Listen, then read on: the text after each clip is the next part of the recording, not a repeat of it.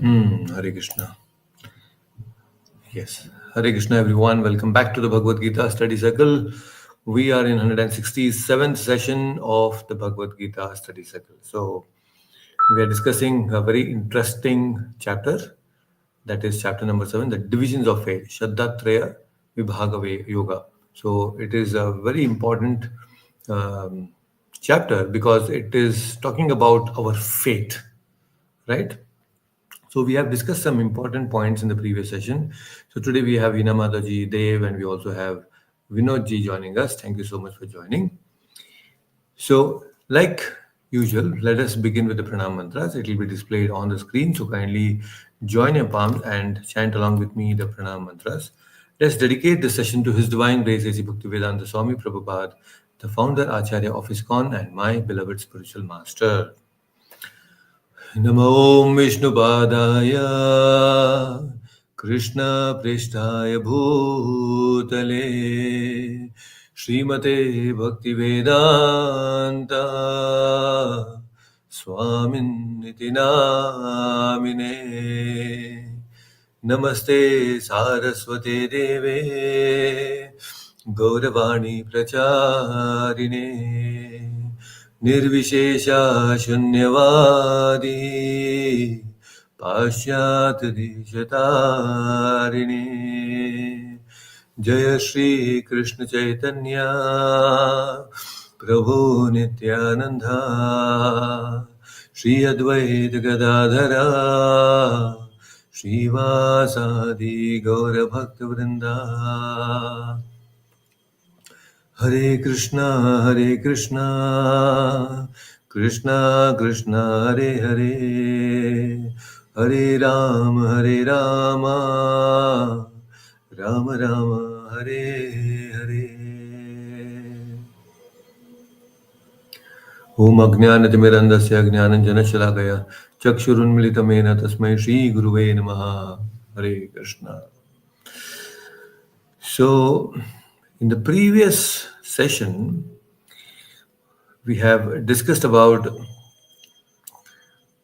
what is sattvic food.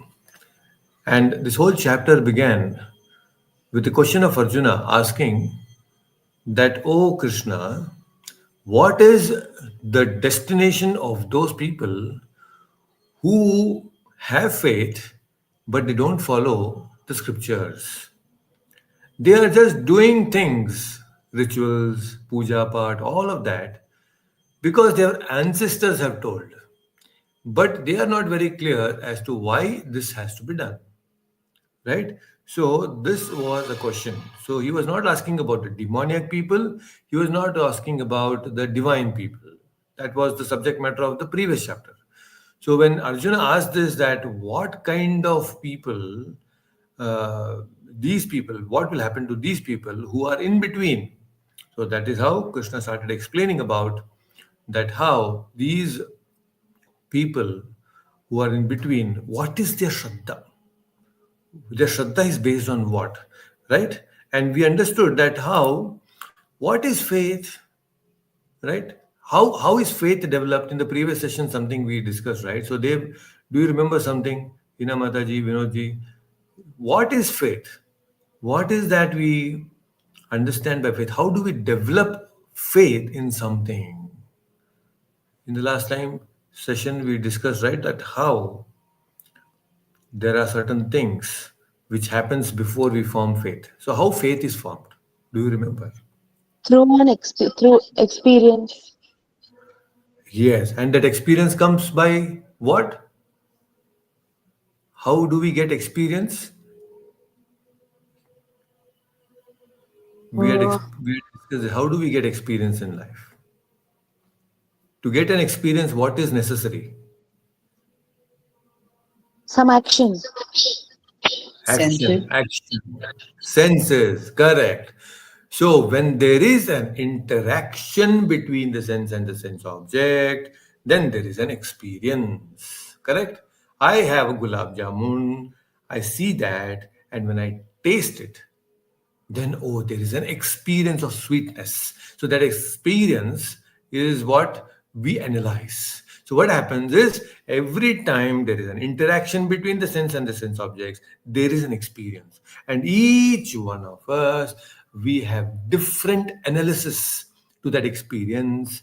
And because of that, our faith is formed various in different ways, right? So then what happens is when I think something to be true, that is faith. So, what is faith now? When I think that something is true, I call that as my faith. Oh, my faith, according to me, this is what is true. Now, even though it may not be the absolutely true, absolute truth, but because I believe in it now, that is my faith, and I don't know whether it is truly in absolute sense it is true or not, but because I have an experiences, I have certain analysis about it, I have faith in it, so that is true. This is how it is. So what happens now? So when our analysis is wrong, our faith is wrongly imposed. For example, now you look at the terrorist, what is happening now? They all want to have faith. Each one of us have this ability to impose our faith on something, but when we are not directed properly, then that faith is wrongly imposed. Why? Because now you see in the terrorist mind, all wrong analysis is put because all wrong impressions are given, wrong experiences are given, experiences of killing, experience of giving pain. So all these kind of experiences are given to them so that it becomes very natural to them. Getting the point? So when this happens, then their faith, that faith is what? Yes, only when I kill someone, I will be happy and I will go to heaven. This is their understanding, right? So they have developed faith in that. That is how many times when we are not directed properly, our faith can be changed. That's why many people today, they're Hindus, tomorrow they'll become Muslims, tomorrow they'll become Christians, or Christians will become Hindus. All this back and forth happens because they are following a certain type of faith, right? Now let us take another example. You take another example, day to day life. I'm saying just in a regular day, we see that sometimes when a person is very alone, when a person always is living alone, he will have some boredom. Arey, whenever I am alone, I feel very bored. So his experience is what now? When I am alone, I am bored. So I'm not happy. So then what he does, he goes out to get out of his boredom. He meets people, he watches movie, he interacts with the world outside. So when he interacts with the world outside, then there is some sort of joy, there is an experience. So what is his analysis saying now? Oh, whenever I'm alone, I am sad, and whenever I'm in the world, I'm very happy. So that means his happiness is now based on the external world. Alone, he doesn't know that there is lot of experience of happiness within, but he's not able to experience that. You see, there is so much of happiness inside of us, Satchidananda Rupa. We are all Ananda Swarupa, right? We don't really have to actually look out for happiness outside. But then, since he's not able to find that experience, he is trying to go outside to the world. He wants to find time to meet people, surround with lot of people, so that he can actually become happy. So he becomes dependent on others now, you see. But when that same person takes up to spirituality, what is happening now? He needs nobody to be happy in the world, because he understands that happiness is not in the world, it's right there within me. But why is he not experiencing that so far now? Because his mind is rajasic, his mind is tamasic. Correct? So, when our mind is rajasic and our mind is tamasic, automatically we look out for things outside. See, rajasic mind, what is rajasic nature? Rajasic nature means I want this, I want that. His constantly mind is asking for something new. So, when this kind of a nature is there, when the mind is so disturbed, rajasic and tamasic, then there is no question of getting happiness from within, although it is right there. Correct? So when a person starts walking the path of scriptures, he gets to know that happiness is his nature, his or her nature. So what's happening now? When you start following Bhagavad Gita, when you start chanting, when you start eating prasadam, gradually what is happening is slowly, slowly, slowly you see that, oh, happiness is within. So that's why you minimalize all your external needs. Slowly, slowly, slowly you minimize them. You don't try to get entangled with all of that. Correct? Our Shraddha gradually changes. When we are rightly guided by the scriptures and the Guru, our Shraddha shifts, our faith shifts from materialism to spiritualism. Now, each one of us, like I told you, have lots of experiences in our life. Amazing experiences, good, bad, ugly, all sorts of experiences we have had in our life. But just experiences in life does not make a man wise, perfect. Otherwise, if that was the case, then all the old people so far would have been very, very, very wise people. Not all the old people are actually wise, you see, isn't it? So, what is actually happening? So, just experiences in life does not make a person happy. Experience, when coupled with knowledge, right direction, makes us truly happy. This is what we need to understand. Very, very important.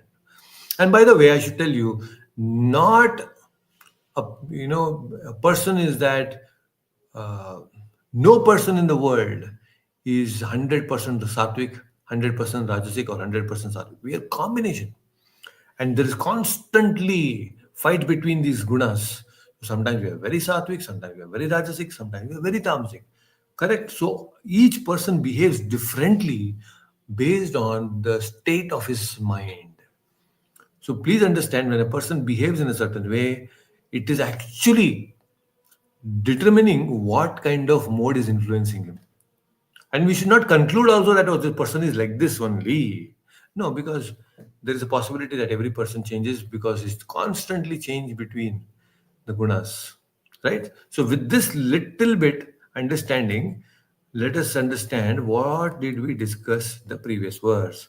Ayu sattva balarogya sukha priti vivardhana rasya snigdha stira ridhya ahara satvika priya. So we understood that satvik ahara, like I told you, this chapter is mainly discussing about what? Four very important things: ahara, tapas, then dana, right? And then what is the other thing? There is ahara discussed, there is tapas discussed, there is charity discussed, and then what? Anybody remembers the fourth one? Prabhuji, was it There's one. Ahar and Vihar or something? No, ahara, Mm. tapas, yagna, dana. Correct? Yagna means sacrifice. So these are the subject matters of this chapter. So now what is happening is Ayu Sattva Balarogya. What is Satvika Ahara doing to you? So just imagine, I told you last time also that how Krishna in the middle of the battlefield is talking about food. So important, integral part of our life. Every day we eat. So that's why completely giving us the right, correct direction here now, how to eat. Right? Basically, he's talking about the guna of food. Food means what quality food should have. Ayu means it increases our lifespan. Sattvic food increases our uh, ability to think better. Sattva, bala rogya, it gives us bala strength. Arogya, it gives us so much of health, proper sukha, it gives us a lot of happiness. Preeti, it is very, very nourishing. Joy, vivardhana, it increases all of these. Rasya, it is not dry, it is having lot of juicy things, it is very nourishing, it is little oily. Ghee and all of that is there is proper things are there. Snigdha, stira, ridya, ahara, satvika priya. So a sattvic person eats a food which is all of this. Right? Now let us go to a person who eats rajasic food. Right? Now this is the topic of all of us. So, Hina Mataji, unmute yourself. Let's chant the ninth verse. What is the ninth verse saying now? Ninth verse is saying, Katvam Lalavanatushna Katvamalalavanata ushna Tikshna Ruksha Vidayinaha तीक्ष्ण रुक्ष विदाहिनः आहार राजसस्येष्टा आहार राजसस्येष्टा दुःख शोकामयप्रदः. दुःख शोकमयप्रदः. Just see, chanting the verse itself makes us so rajasic. It is so confusing, tongue twister kind of a thing. So please read the translation. Foods that are too bitter, too sour, salty, hot, pungent, dry, and burning are dear to those in the mode of passion. Such foods cause distress, misery, and disease. Hare Krishna. Yes, Hare Krishna. So what Krishna is saying here, he's saying that see Katva Amla Lavanati Ushna Tikshna Ruksha Vidahina. So all of this Ati. The word Ati is used here. Ati means when all of this is in too much, then what happens is automatically a person becomes rajasic. Ati katu. Ati katu means too bitter. You know, sometimes people like to eat some bitter things. Bitter gourd is okay. Bitter gourd is not too bitter. But more bitter than that, there are some things. And people sometimes enjoy eating those kind of bitter things. Sometimes some pickles are there or some sort of bitter things are there. They eat it. Some leaves are there. I don't know what all. Maybe drugs also. I don't know. Ati katu, that is ati bitter. Then ati amla. Ati amla means too sour. You cannot eat it. Sometimes it's so sour that you don't want to eat it. Like sometimes people make some soups or sometimes some pickles or whatever it is. It is too sour. Ati lavana. Ati lavana means too salty. People sometimes with little salt they say, "Oh, what is this? I can't eat like this. I want more salt." And when they eat a lot of salt, then you know what BP problems will come and all those things, right? Too much of salty. Ati ushna, too spicy, too hot to handle. Some people, though, they take chilies and they eat directly green chilies. Empty stomach, they eat that too. Early morning, they want chilies. They eat chilies on empty stomach. Some people are there like that. You cannot even take one small bit of it, but they will be eating so coolly. It is so hot, but they will be eating and become cool. Not cool actually. It is so ushna, so ati ushna that sometimes they'll be sweating, but still they'll be eating that. You know, when you eat too hot food, then you start sweating. I am sure you must have noticed that. Very difficult when you eat hot. This Rajasic food, no. After eating this Rajasic food, you will open your tongue out of your mouth because it is so hot. Ati tikshna, too pungent. Yo, by mistake, sometimes I went to some store, thought, oh, Swamiji, this is very nice. Something like that they told. It is made of mustard, something like that. They gave something. And I'll tell you, I opened it and I ate that. It was so difficult. After brushing my mouth for 3 times, also that smell was not going. So pungent it was. It was so I didn't even touch it later on. I just took a little bit, and then after eating that, so that smell, oh my god, it was so pungent, repelling sound. Somehow I wanted because I paid money, I thought I'll eat it. It was so pungent, really. Strong smell and strong taste. Very, very strong. People eat like that. They enjoy eating that kind of food. Ati tikshna, ati ruksha, very dry, no oil content at all. The ruksha means no ghee in that, no proper oil. Too much of frying they do. And when they do so much of frying, all the nutrients are gone. It's all burnt. Nothing is there in that. So no oil content. Ati ruksha. Ati vidahinaha. Ati vidahina means it makes it burns, makes us sweat. I told you, no, like we sweat and our tongue comes out. That happens. Ati vidayina. Uh, it is very difficult sometimes for the stomach, our body to cooperate with this rajasic food. Still, people eat. You know why? Because they want to satisfy this 2 inch tongue that we have. Just because to satisfy this tongue, people eat this rajasic food. And especially, you know what? While traveling, you feel like eating Rajasic food. Now you're all going to travel. You see people, when people are traveling, they are automatically in the Rajasic mode. They are in, they want to eat all this Rajasic food. Just give me a minute. Just give me a minute.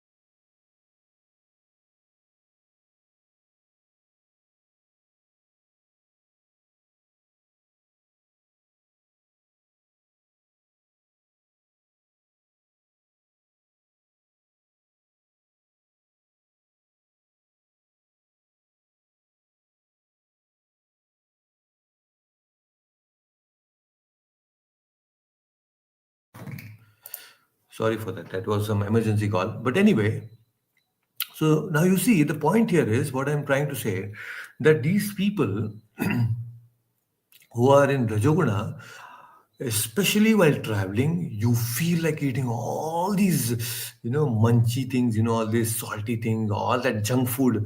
Most of the junk food we eat while traveling only. You will get tempted to eat all the junk food during traveling.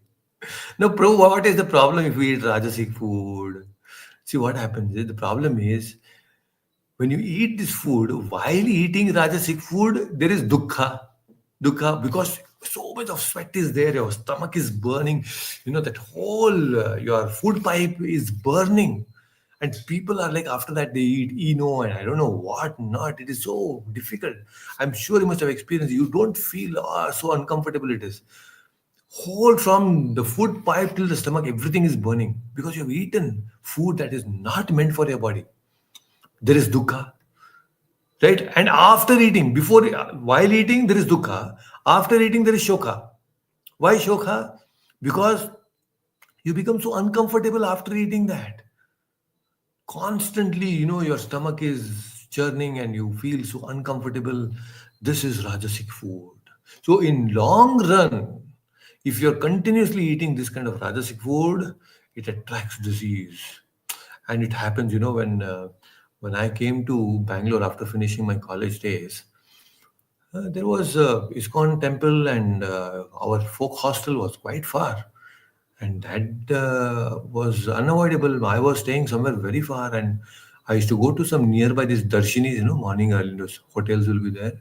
I used to eat only idli and chutney there because whatever other things I ate, it would be a really problem for me because it would burn like anything. I'm not used to that kind of food, but what to do? There was no other option. In those situations, I was eating, then only shifted to idli and chutney, and that was like a little relief for me. It is very difficult in long run because they put so much of soda. Even idli and chutney also, because they put so much of soda in that idli, it, it would really give you a lot of problem. So what happens is when you eat this Rajasic food too much for a long time, then you develop disease. Fortunately, Krishna arranged everything for me very quickly. In 6 months, I was in folk hostel and wonderful prasadam later on. After that, no looking back. So the thing is, you start developing these ulcers. You know why? Because the fine lining which is there in the stomach, it starts corroding because of eating this Rajasic food. This too pungent, too hot, all this masaledar food that we eat, slowly, that fine lining will get corroded because there is release of acids, that pepsin and renin, which is there, enzymes are there, right, in our body. Sometimes acidic fluids are released in our body to digest that kind of food. And when what happens when constantly we're eating all this Rajasic food, that creates ulcers and sometimes maybe even cancers. We have to be very careful. So with eating Rajasic food, what is happening? Health and wealth both is gone. Please remember. So, can you imagine why it is so important about discussing this topic? Krishna is talking about this in battlefield because he knows If there is no health, where will Arjuna fight? Correct? Only a healthy person can fight. Otherwise, no, you cannot fight. And then on top of that, when your health is gone, then you need to spend so much of money. Wealth is also gone. So 90% of the disease that we attract in our life is because of eating only. That's why what is naturopathy? If you see, the philosophy of naturopathy is only eat healthy. They don't try mostly on medicines and all that. They try to regularize your eating. If eating is proper, everything else will heal. Your body has the capacity to heal. But what is happening? We are so focused on eating because of taste, and that's a problem, right? All this junk food, whatever is packaged, we should never touch it. This packaged food is not food only, actually. It is dead matter. There is no life at all in that, right? It is ati vruksha and ati vidainaha. So we should not eat that packaged food, right? So Dev, unmute yourself. Let's chant the next verse. Now, next verse is also very important. This is tamasic food now. Rajasic is over. What is tamasic food? Yatayamam gatarasam यातयामं गतारसं पूति पर्यूषितं च यत् पूतिपर्षूयतं च यत् उच्छिष्टम् अपि चामेद्यम् उच्छिष्टम् अपि चामेद्यं भोजनं तामसप्रियम्. भोजनं तामसप्रियम्. Wonderful. Please read the translation. Food prepared more than 3 hours before being eaten, food that is tasteless, decomposed, and putrid, and food consisting of remnants and untouchable things is dear to those in the mode of darkness. Hare Krishna. Hare Krishna. So this is one very important verse, and this is something that we should know very clearly because we are talking about the fuel that we are putting in our system is very important. So Krishna is saying, what is tamasic food? Yatayamam. What does it mean? Yatayamam. Yatayamam means food cooked which is more than 3 hours now or not properly cooked. Yatayama. Yama means there are 8 yamas in our day or murutas they say, no. So there are now these Yatayama. So Yatayama means it is 8 yamas are there. 3 hours into 8. 3 into 8, 24. Correct. So there are 8 yamas. So food which is Yatayama means more than 3 hours, you should not generally eat it. It becomes slowly, it becomes tamasic in nature. But what is today's culture? Today's culture is you cook once in a week and then put it in the fridge and eat it for the whole week. This is what is happening. There are people like that. This fridge invention of fridge has created more disease, I'll tell you. Because people are eating all tamasic food. They cook and eat. See, if you want to keep raw food in the fridge, fine, understandable. Okay. But if you cook food and then keep it in the fridge, then it's a problem. It becomes tamasic in nature. Yatayamam. Sometimes it is not even cooked properly. Okay. Gatarasam. So gatarasa means all nutrition is gone. Why? Because it is overcooked. When food is overcooked, all the nutrients are gone, burnt off. Gatarasam. Puti means foul smelling. You know, when you just the smell itself is unbearable. But people they eat. You know, sometimes when you are climbing up an apartment, you know, every floor you go, there'll be different fragrances coming from different homes and different kitchens, right? When you go into an apartment, typically you have seen that how every floor there'll be different varieties of smells that are coming from the kitchen, isn't it? So now food is like that. Now Based on the smell that you get in each floor, you'll get to know what kind of people are living in that floor or in that particular house. So, tamasic people, what is happening? Their food is puti, foul smelling. That food itself, but people eat like that. People enjoy eating foul smelled food sometimes. There are people, they are tamasic in nature. Then what is that? Paryushitam. Paryushitam means stale food. Stale food, which is gone. People, they cook today and they eat till tomorrow. It's stale, it is smelling, but still they eat it. People are there. Stale food they eat, right? And then uchistam. Uchistam means leftover. Leftover means somebody eats it.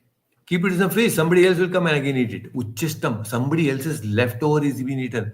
Now, if you are eating the uchista of some human beings, no problem. People are eating uchista of dogs these days. Can you imagine?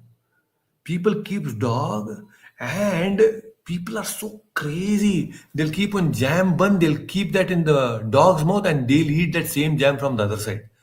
What is this nonsense culture? Uchista of dog, what is that? What a degraded life it is. Right? So understand, if they are eating the uchista of a cow, understandable. It is highly elevating. But uchista of a dog, what will happen to our consciousness? Eaten by someone else. You see, this is a problem. This is something that we should understand. Earlier in Vedic times, it was different. We are supposed to eat Mahaprasadam. Mahaprasadam, how it happens, Mahaprasadam. You give it, offer it to the Lord. Lord eats it. After Lord eats, then what happens? Then the Uchista of Lord is given to the Guru. Guru eats it. Of course, Nitai Gauranga is there, Nitai Gauranga, and after Nitai Gauranga, Prabhupada eats it. So the Prabhupada's Uchista is what we are supposed to eat. And in the Vedic times, the wife will wait until the husband, because husband is considered to be as good as God, in the Vedic times at least. Then the wife will wait and then she'll eat the Uchista of the husband. That was a culture. But now, where is this? Tamasic food is not like that. Tamasic food means Uchistam of some leftovers that are kept in the fridge, some tamasic people, and left over by dogs. This is what is happening these days. Then it is amedhyam. Medha means that food which is offered to the Lord. Amedhyam means that which cannot be offered to the Lord. What cannot be offered to the Lord? Like meat. All sorts of non-vegetarian food cannot be offered to the Lord. Amedhyam. It is not medha. It is amedhyam.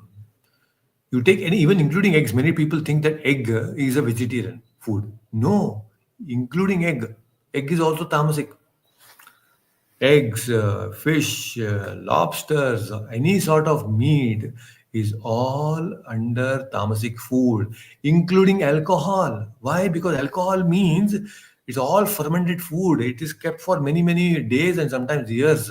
So you see here, yatayama means what? Anything that is cooked or made more than 3 hours, it is tamasic food. Alcohol is tamasic in nature. So all such foods are amedhyam because they cannot be offered to the Lord. Now, Prabhuji, now these things are there. We cannot eat, but God can eat. No, many people think that non-vegetarian food we cannot eat, but we can offer it to the Lord. What is the problem? Yes, Lord can eat anything. He can eat non-vegetarian food also. Lord is so pure. Purna Shuddha, Purna Nitya, Purna Mukta. It is no problem. Lord can eat anything he wants. But then after eating what? We are supposed to eat the prasadam, right? So Lord, that way he knows I can eat anything, but you are supposed to eat my prasadam. Now, if I start eating all this non-vegetarian food and ask you non-vegetarian food, then you will eat that as prasadam thinking that that's good for you. But no, that's why Krishna is very intelligent. People like that will have a lot of ideas. Prabhuji, we will offer this non-vegetarian food and we eat non-vegetarian prasadam. If you go to Kolkata, anyway, we're going to Kolkata now. So when you go to Kolkata, there will be written there Kali Prasadam outside the mutton shops. Kali Prasadam, they write. Why it is called Kali Prasadam now? Kali is not interested in your meat and all those things. She is not interested in eating. She's just a witness. Correct? Please understand. These are very important things. People made them. So these non-vegetarian foods cannot be eaten. Alcohol cannot be drunk. Tamasic nature. And what is the nature of such people? Tamasic people, they hate working. Tamasic people don't like working. Rajasic people, they want to work. But Tamasic people are inactive all the time. Sattvic person, he goes to the market, gets nice fresh food, vegetables, fruits, everything. He comes and nicely cooks at home. A Tamasic person, what he does, he will not cook anything. He will just order, and then he orders so much that he eats for today and keeps that in the fridge. Tamasic people. Swiggy, Zomato, they do. And then rest of the week, they'll keep eating that. That is what is Tamasic person does. Very, very dangerous. Right? Then, now, when we see people's eating habit, no, you can actually tell something about that person. When you look at the person and he's eating, you'll get to know what type of person he is. Immediately, if you know that there is somebody who is eating non-vegetarian, slowly you should disassociate with that person. Because he's not able to come out of it, and he's a tamasic person. He will influence us. Because we are not very powerful right now, we cannot influence. We are you. You become very powerful in your scriptural knowledge and everything, then you will bombard. You will say, when you talk, actually, he will start feeling guilty and he might leave non vegetarian food also. Right? That happens. So, then, now what important thing is about this food is Krishna is basically talking about the quality of food here now. Sattvic, Rajasic, Tamasic, it is what denoting the quality of food. Now, along with the quality of food, there are two more important things that we should be aware of with respect to food. What is that? Quality of food is what we have discussed now. Krishna spoke. The source of food is also very important. Source of food, and then the quantity of food. See, the source of food plays a very important role in developing our consciousness. Who cooked it? Who cooked the food? And with what intention that person cooked makes very, very important impact on our life. Please understand. And with which money it was used to purchase that particular food. All this becomes very important factors. Mahabharata says this. So the source of food is very important. That's why in the Vedic times there was no concept of hotel. You go to the temple and eat there, but no concept of hotels. But now when you go all this street food, that food, Are Baba, we don't know that person who is cooking, with what intentions is cooking. His intentions will influence us ultimately. What kind of market he has bought, all of those things. Sometimes people, we don't even know. After cooking, what we'll get to know? What he has actually put. All kachara. We, in our temple kitchens only, we are so, after so much of monitoring, the quality check, the raw materials, this, that, vegetable, everything we do. In spite of that, sometimes we see that some mistakes will happen. Sometimes suddenly something may come because we don't know. And outside people, what guarantee is there? They don't have even proper systems to take care of the quality of the food, right? And people are eating all of that. So don't you think it will affect us? And what intentions? Who is cooking it? Whose money and what is the source of money has bought that kind of food? Everything matters. We should be very careful. That's why Vedic time they never go outside to eat anything. You want to go, you eat nicely in Govindas and temple restaurants, some sattvic restaurants. It's understandable, but generally we should avoid food outside. You see, you actually eat outside, somewhere you're getting disturbed, you will get to know that your mind is disturbed because, oh, yes, I ate something like that yesterday. It will slowly affect. If it is tamasic food, you have eaten in a tamasic place, immediately it will affect. Rajasic food, night you will not get proper sleep. Sattvic food, next day you will feel, something is wrong with my mind. I feel disturbed. I'm feeling like doing something wrong. All these kind of will come. So the source of food is important, quality of food is important, and quantity also. No, not that Prabhuji sattvic food. I'm going to Mayapur and I'm going to eat lots of prasadam and I eat prasadam and keep munching every 1 hour. I want cookies, I want samosas, I want kachoris, rasgullas. every hour I want something. Now if you have this kind of frequency of eating, then even sattvic food will become tamasic, because when you eat so much of food, you'll go to sleep. That means what? It is putting you in tamasic mode. So quantity of food is also very important. Yukta ahara viharasya, moderation. Krishna told no in the previous chapter. Everything should be yukta ahara viharasya. Recreation also yukta. Eating also yukta. Moderation. Everywhere moderation is required. Otherwise, nice prasadam is there and I will overeat. That's it. Then you will get into tamasic mood. So be very careful. When we eat sattvic food also, we should eat it in proper proportion. Otherwise, people these days, every hour, they want their mouth to be always moving. I was just talking few days ago to Dishna, I'm taking her name right here. So she was telling Prabhuji, I have this habit, I constantly eat so much. My mouth feels like I should always keep chewing something. That is the nature. Sometimes we have trained our mind like that. And because we have trained our mind, the mind keeps asking for food every hour. Early morning, you wake up, you want breakfast. 10 o'clock, 10:30, you want some tea or coffee. And then 1 o'clock, you eat your lunch. And after that, okay, to digest that food, you eat something again. Again at 3 or 4, 5, 6 o'clock, you want some tea, coffee again. Nighttime food. What is happening? You have trained your mind like that. And every time that clock ticks, immediately you want that. Otherwise, you will feel disturbed. See? So that's why scriptures say that eating is also yagna. It is a sacrifice. Eating itself is a yagna.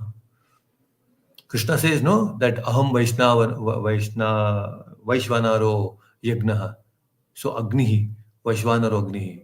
Aham Vaishvanaro Agnihi means what? I am the digestive fire. Krishna is saying. Scriptures say eating is yagna, brahmarpanam.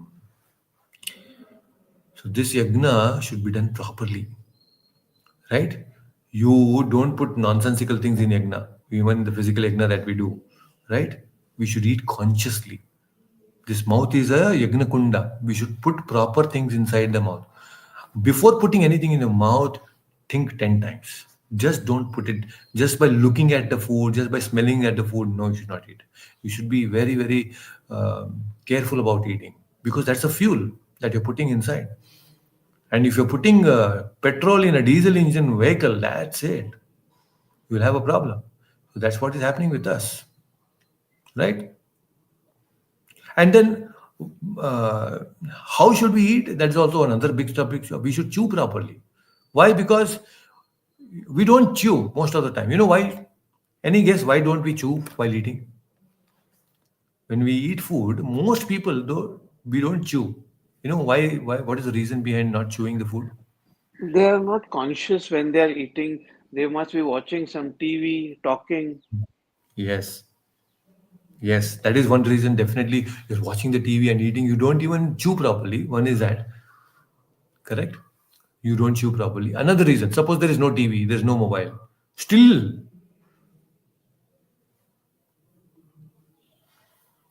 we don't chew properly. Why? Why don't we chew properly while eating? Hina Mataji, Dev, We're in a anything? hurry always. You're always in hurry. Okay. Suppose it's a Sunday, no office is there. Then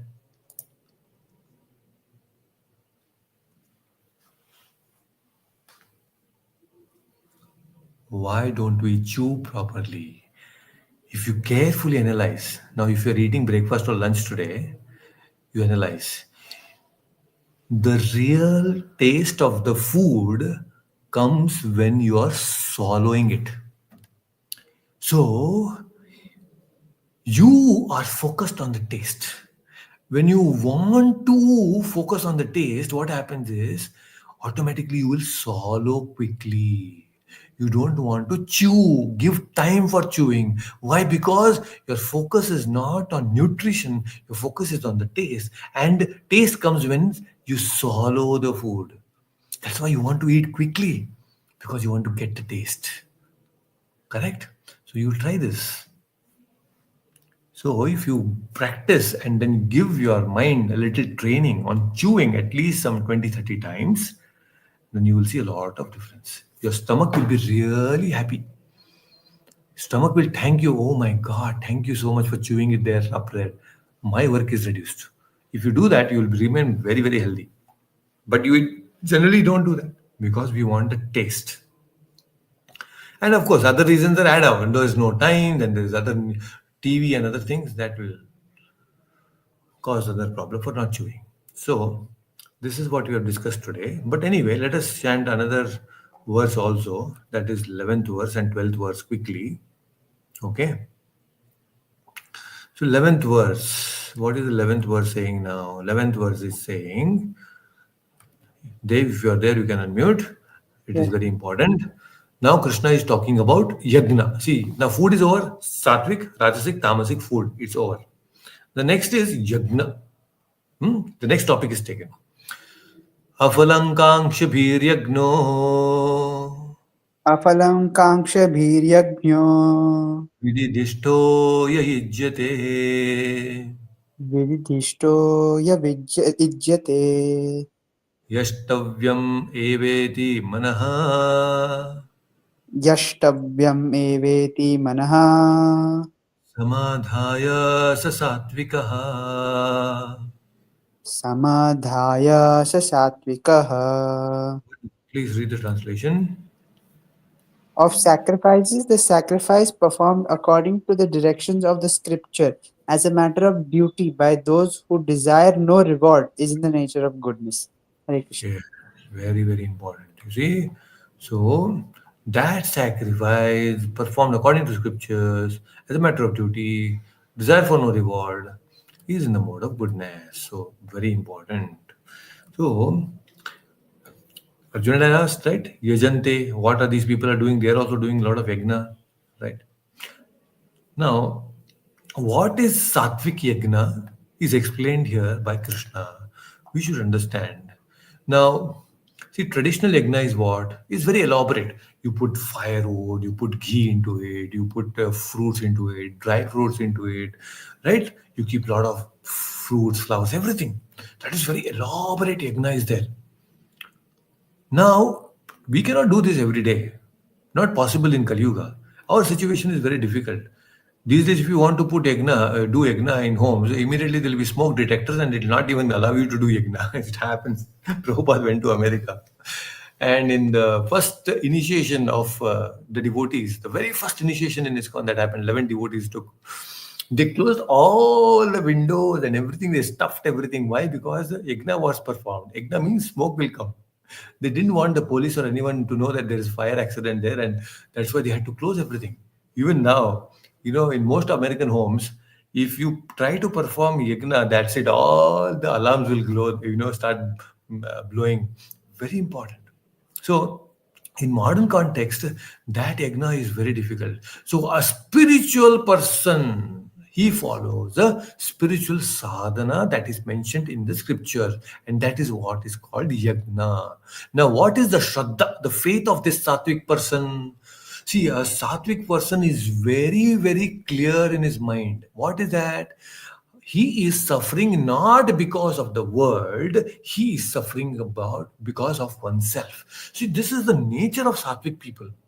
And by the way, I'm telling you all this because this material that we're discussing right now, this content that we're discussing, is actually a very, very good content for those who are counselors and those who are into coaching professions, right? Those who are personal guides. Very important topic for all of them, actually. They should, all these self-help gurus, they should understand these topics given in this particular chapter, especially this particular section, very important because it defines a person. See how a sattvic person is very clear. Because when you're meeting a person, a counselor should first understand what mode he is in. Because only when you understand what is his mode, you can actually direct him properly. Right? So even from that psychological perspective, this knowledge becomes very, very important. So now, many people ask, Prabhuji, why don't you become a counselor? When I meet people, now there is another person coming at 10:30 today, 10 o'clock to meet to get some counseling. I'm not asking Why don't you become a counselor? Last time I told you, right? I met one, uh, you know, a personality development coach. He's a self-help coach. He's a happiness coach, basically. Very famous. He's very, very renowned also. There's a lot of coaching for the corporate section. And we had amazing discussion. And he was behind, Prabhuji, you should come and talk to all the people here. You can make them really happy. I said, no, I have something else to do. So instead, we train them so that they can train people. They are in that field. They can do better. Right? The point here is when you understand this concept very nicely, you can guide people. Not just guiding people, you guide yourself. You guide your own mind properly. This is what is very important. So now, this sattvic person is very clear that I'm not suffering because of the world, I'm suffering because of oneself. See, this is a very important thing. Why does he think like that? Because a sattvic person knows through the understanding of the scriptures that Ananda is within me. I'm Satchit Ananda Swarupa. And if there is no Ananda, I'm not experiencing Ananda, he will not blame the world, he will blame oneself. He says it's not the problem of others, it's my problem. Right? See, a sattvic person never blames others, he blames his own mind. This is the attitude. And with this attitude, he focuses on his sadhana and tries to change and transform himself. He improves himself because he knows that I cannot change the world, I can change myself. The problem is in me, let me develop and focus on myself. This is the nature of sattvic person. He will not try to change his children. He will not try to change his wife. He will not change the people around him. He is not focusing on them. Otherwise, so much of wastage of time, right? See, a sattvic person is very clear. He knows that the problem is not in my children or wife. When people start looking problems in their children or wife, children, of course, you cannot change. But wife, they say, okay, I don't like this wife. I'll go and marry somebody else. I don't like this husband. I'll marry somebody else. No, you want to change. Why? Because his mind is not sattvic. Of course, there are many genuine reasons also for some other things to change, but I'm just stating. Now, what is happening is this state of understanding is absolute because he's based on the scriptures. He's not simply acting whimsically. All this is doing based on scriptures. And now, ultimately, when he follows all these, what is happening? He replaces his negative thoughts with the positive thoughts. And when he replaces all the negative thoughts with the positive thoughts, his mind is peaceful. And when somebody's mind is peaceful, who is the beneficiary? The very same person is the first beneficiary. If your mind is peaceful, who is going to benefit? You are the first beneficiary of your peaceful mind. Please understand. And if you are peaceful, you will make others also peaceful automatically. Right? So a sattvic person is focused on self-development. Right? He enjoys being creative. He enjoys being undisturbed. He is very sober. Right? He understands with empathy. So a sattvic person finds it's very easy to control the mind. You know why? Because it is not disturbed. He is very peaceful. You know, when your mind is peaceful, you have better control. You have better control over your speech. You have better control over your senses. You have better control over your emotions like anger, everything. You have a better control over your whole personality. And when you have better control over your personality, then don't you think that person will be happy? He'll be happy automatically. Such a person will be happy because when he is having so much of control over all his emotions and senses and the mind and speech, there is very less chance that he will commit some mistakes. Getting the point? A sattvic person will not commit blunders, mistakes. And because he doesn't do that, he's happy. Getting the point? How it is? So, when this person is there, now this is at adhyatmic level. Now at Adi Bhautik level, he is such a wonderful person. He creates a association of intelligent people. He makes contacts with intelligent people. He creates that kind of a thing. Why? Because such a person, this kind of sattvic person, has a very beautiful personality. He has a very beautiful attitude. He has a very understanding nature. So just in his association, you want to be like with him. So this kind of a personality is liked by everyone. He doesn't hate anyone. Because he doesn't hate anyone, nobody hates him also, right? So what happens is, with all this, he creates a very beautiful environment, and then this itself is a yagna. See why? Because he is creating an atmosphere for his right meditation. He develops a bigger vision when he meditates. See, when we are chanting properly, when we are having a spiritual goals, even our material goals expand actually. Our vision, material visions becomes very expansive. We don't limit ourselves. So that's why people are getting into spirituality. Why? Because they have ulterior motives. That is the other thing. But they know for sure now, getting into spirituality opens up newer and newer things for you. Lot of wonderful things will open up. So that's why we should have big thinking.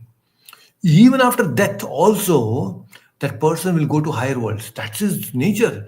A sattvic person is having vision beyond that. He's thinking, I will do things right, because even if I die, I have nothing to lose, because after that, I'm going to get something better. I'll be either going to heavenly planets, or I'll be taking birth in a very aristocratic family. That is a sattvic person. Correct? So once the mind is taken care of, everything else will be taken care of. That's why our focus should be on creating a very wonderful atmosphere for our mind. That's why it is called yastavyam, right? So he will never say that I don't have time for chanting. He will never say I don't have time for spirituality. He will never give reasons for not attending Bhagavad Gita classes. No, that is what it is. Because it's a yagna. This is a jnana yagna that we are conducting. So he relishes being divine. To be divine also is very addictive sometimes. It is actually. When you become divine, you want to be more divine, right? Then he is afala kankshi bihi. He never does yagna to show off to the people. He does it very silently. All his sadhana, he'll not show off to anybody. Silently, he'll do his sadhana, chanting. He's a silent hunter, right? Does it not for name or fame, nothing like that. So this is a sattvic yagna. He does his sadhana for his own benefit, very nicely, silently, without disturbing anybody, not disturbing oneself. This is Satvik Yagna. Right? So, this is all because his Shraddha is based on the scriptures. Now, when this kind of a person performs Yagna, he has full involvement. He strives for his goal, ultimate goal. I want to achieve God. He is self-inspired person. Sattvic person need not. He doesn't need inspiration from others. He doesn't need motivation from others. Sattvic person motivates himself automatically. He's a self-inspired, self-driven. This, self-driven. A sattvic person is self-driven. So we should all become self-driven. We have to motivate ourselves. Otherwise, people get into depression. You know why they get into depression? Because they are not self-driven. They cannot motivate themselves on their own because their mind is rajasic and tamasic. Getting the point? Sattvic person will never get into depression, no matter what problem it is. So this is the benefit of being sattvic actually. So this is a yagna. This is the yagna, not with the ghee and sticks and all that. A sattvic person performs yagna by sacrificing his ego. He's sacrificing his likes and dislikes for the pleasure of God. I will give up my likes and dislikes and everything because I want to please God. I'll keep my ego aside because I want God in my life. Getting the point? I want Krishna in my life. So a sattvic person thinks like this. This is a big yagna. It's a bigger yagna than, see, putting ghee and a stick in a yagna kunda is not so difficult. It's very easy. But giving up one's ego, sacrificing our likes and dislikes and all these perceptions that we have, sacrificing that is not so easy. Not so easy. Only when the ego is gone, then he knows that yes, now I'm the servant of Krishna. Krishna is coming to my life. So such a person becomes perfect and ultimately he achieves the highest goal. Being very quiet. Without making noise, he will do everything that he is supposed to do and silently he'll go to back to bed. This is the Sattvic sadhana, right? So we have another little time, so we will chant another verse. So, Hina Mataji, unmute yourself. Let's chant the 12th verse. A small verse, quickly you'll understand. Okay, so now what is Rajasik Yagna? What is Rajasik Yagna? Abhisandhaya tu phalam अभिसन्धाय तु फलम् dambhartam api chaiva yat दम्भार्थम् अपि चैव यत् ijjate bharatashreshtha युज्यते भरतश्रेष्ठ tam yagnam viddhi rajasam. तं यज्ञं विद्धि राजसम्. Wonderful. Now please read the translation. But the sacrifice performed for some material benefit or for the sake of pride, O chief of the Bharatas, you should know to be in the mode of passion. Hare Krishna. Yes. Thank you so much. Now this is about Rajasik Yagna. So what is Rajasik Yagna? Abhisandhaya tu phalam. So now the Sattvic person was afala akankshi bihi. He was not wanting any benefit or profit out of yagna, but exactly opposite to that is Rajasik yagna, where a person who is Rajasik, he is abhisandayatu phalam. He does everything, performs a yagna because he wants to gain something. The motivation for doing some puja, part or yagna is because he wants to get some result out of it. A person does yagna for worldly desires. There are so many yagnas performed, mentioned in the Karma Kanda section of the Vedas. Right? So all this he does because he wants some result, Putra Kameshti yagna and all that. And more than that, he wants to promote himself as a very humble person. I am such a religious person. He wants to promote by doing all this yagna. It gives him a lot of satisfaction because some pride and name and fame. So what is happening now? He wants some placement in the heavenly planets also. Because he does this yagna, he thinks that by doing all this, I will go to heavenly planets. Now, all this is because his happiness is based in the world. His happiness is not based in the self. So, such a person who thinks that the happiness is in the world, he performs these kind of yagnas. He prays to God.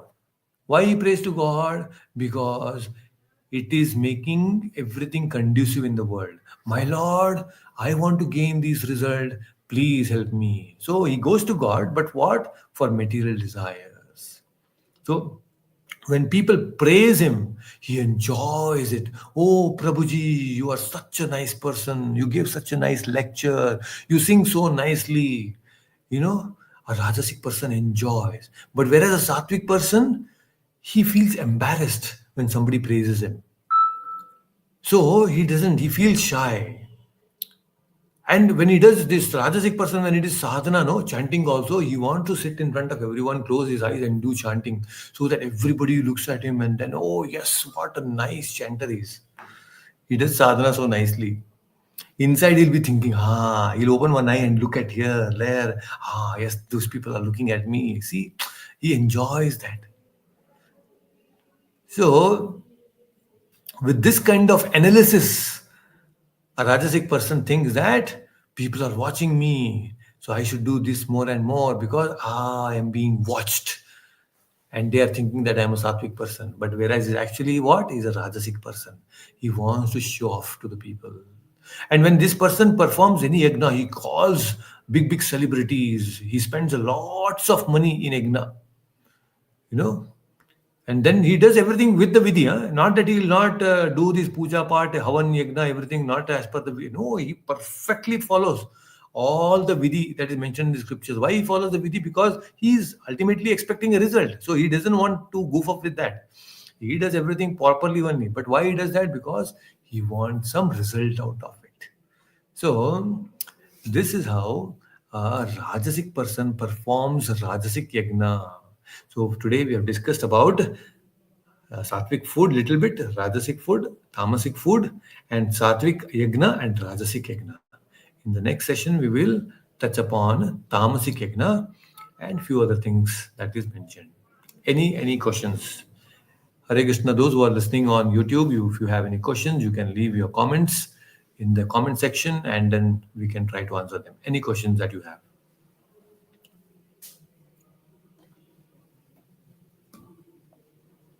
So this is very interesting, going very interesting. Now you can understand people's consciousness just by understanding their eating and the kind of yagnas they are performing, what kind of charity they are doing. So just by looking at all of these, you'll get to know what kind of a person this person is. Right. So we will continue from where we have left. Until then, all of you keep chanting and then keep reading Bhagavad Gita. So, thank you so much for joining, all of you. We will meet again next Sunday at the same time. Until then, take care. Hare Krishna. Hare, Hare Hare Krishna. Krishna. Hare Krishna. Hare Krishna, everyone. Hare Krishna.